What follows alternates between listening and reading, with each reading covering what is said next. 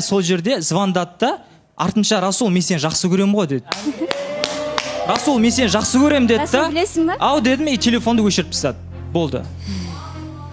Потому что мен деген, мына оған дейін мен қолыман ұстап, оның барлығы көрген қолыман ұстап, қолым тартсам болмай, окей, сен мен ойнағын келе ма? Мен өзім навыктарым покажу дедім дағы. Сен жақсы көрем, я, жақсы көрем, сен мен жақсы көрген ойыншығымсың. Сен мені ойнатасың ба? Мен сен одан да 2x қылып тұрып, мен сені ойнатып кетем, Расул. Жасмин, өйтіп айтпай ақ қойшы, сен әлі де жақсы көресің ғой.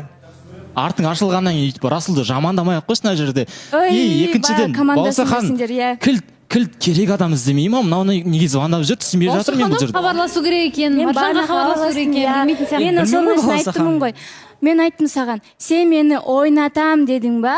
Ойыңда, мен сені в открытую ойнаттым. Сен түсініп тұрсың ба? Это игра. Ойнатқан осындай бола ма? Я, осындай болады. Балауса жоқ, сіздер негізі білесіздер ме? Ойнап жүрсіздер ме? Екеуінің араларында. Расулбек, Жасмин, сіздердің қарым-қатынастарыңыз естеріңізге сала кетейін. Қанша? 2 апта бұрын ба тоқтады? Ауыздарыңызға келгенде айттыңыздар, бірақ біртіндеп айтып жатсыздар, кешеде сөйлескенсіздер, алдың күнінде сөйлескенсіздер, видео байланысқа шыққансыздар, қонаққа барғансыздар. Мүмкін сіздердің қарым-қатынас жалғасып жатқан шығар. Не болып жатыр мынау?